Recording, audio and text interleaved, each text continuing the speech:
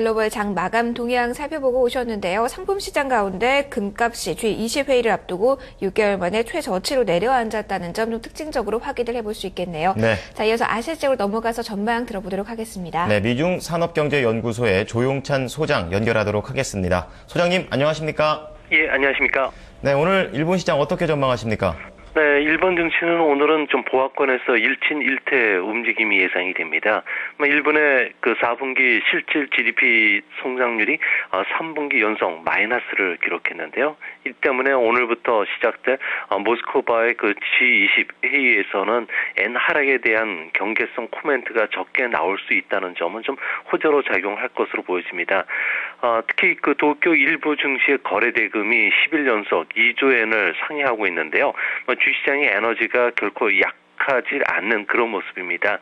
이 때문에 오늘 주가 조정이 오더라도 저가 매수가 또 꾸준히 유입될 수 있는 그런 분위기입니다. 다만 다음 주에 발표될 경제 지표라든지 해외 이벤트들이 많기 때문에 엔화가 오늘은 좀 잠시 쉬어갈 것으로 보여지는데요. 이 때문에 최근 그 2개월간 주가 오름세를 주도했던 외국인을 중심으로 해서는 조금씩 차익 매물이 출회가 될 수 있기 때문에 증시도 좀 쉬어가지 않을까 보여집니다. 내수 관련주라든지 그리고 실적 호전된 중소형주를 중심으로 한 종목장이 오늘은 좀 펼쳐질 가능성이 높아 보입니다. 네, 앞서 소장님께서 말씀해 주셨다시피 일본의 4분기 실질 GDP 성장률이 예상을 다르게 좀 3분기 연속 마이너스가 나왔는데요. 우선 이유가 궁금하고요. 1분기 때는 또 전환이 될지도 궁금합니다. 네, 재고 투자가 지금 일본에서는 조금 부진한 것으로 나왔고요. 또 중일 관계가 좀 악화되면서 설비 투자나 수출, 수입이 모두 줄었기 때문에 그 일본의 실제 예상보다는 경제 지표가 조금 안 좋게 나왔습니다. 통상 3분기 연속 성장률이 마이너스를 기록하면은 경기 침체가 장기화될 수 있다는 신호로 받아들여지지만 현재는 그런 비관론에 대한 목소리는 좀 작은데요. 이는 그 GDP의 약 60%를 차지하는 개인 소비가 2분기 만에 플러스로 돌아섰고요. 또 공공투자도 회복세가 좀 뚜렷하기 때문입니다. 이 때문에 작년 그 11월을 바닥으로 해서 경기는 지금 회복 추세를 지금 타고 있는데요. 개인 소비가 한파로 인해서 의류라든지 난방용품이 지금 잘 팔리고 있고요. 일본은행의 금융 완화뿐만 아니라 아베노믹스에 대한 효과가 나타나기 때문에 1분기 일본의 그 성장률은 열율로 플러스 2%까지 높아질 것으로 보여집니다. 2분기부터는 경기 회복 추세를 타고 있고요. 또 수출이 또 증가할 것으로 보여지는 데다가 주가 상승으로 인한 소비가 그 경제를 이끄는 그 자산 효과가 지금 나타나고 있습니다.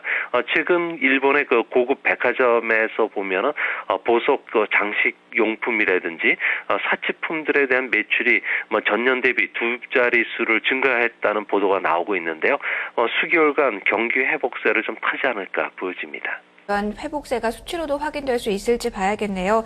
중국 이슈 보게 좀 짧은 질문 하나 드리고 갈게요. 늦어도 이맘때쯤이면 산업생산, 소매 판매, 도시자산 투자 이런 게 나왔던 것 같은데요. 이번 1월 수치 같은 경우는 춘절로 인해서 미뤄졌다는 이야기도 있습니다. 사실인가요? 네, 지금 원래 오늘 발표가 돼야 되는데 춘절 때문에 조금 늦춰질 가능성도 있어 보입니다. 아직 정확한 그 보도가 지금 아직 안 나오고 있는데요. 아무래도 1월 달 들어서 산업 생산이라든지 성장률 지표들 같은 경우에는 아무래도 조금씩 좋아지고 있는 분위기는 사실인 것으로 나타납니다.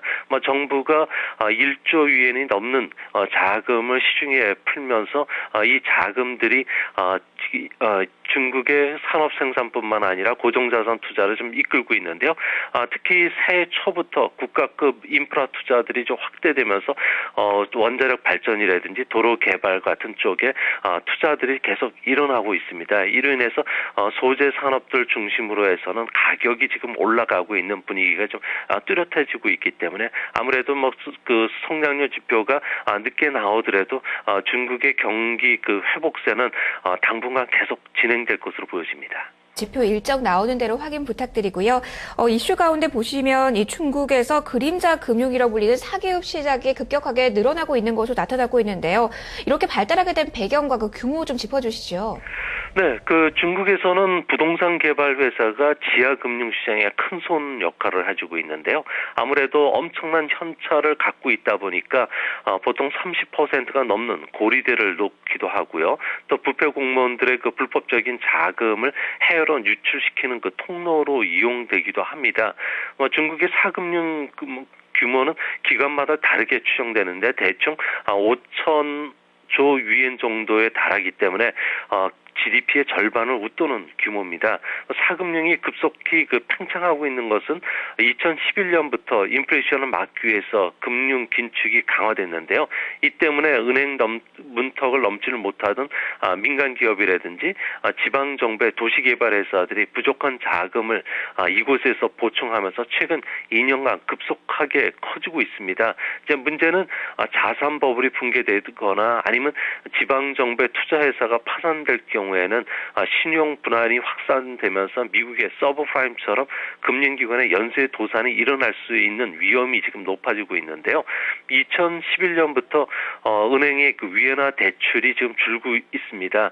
하지만 사금융을 포함한 사회 전체 융자 총액은 계속 급증하고 있는데요.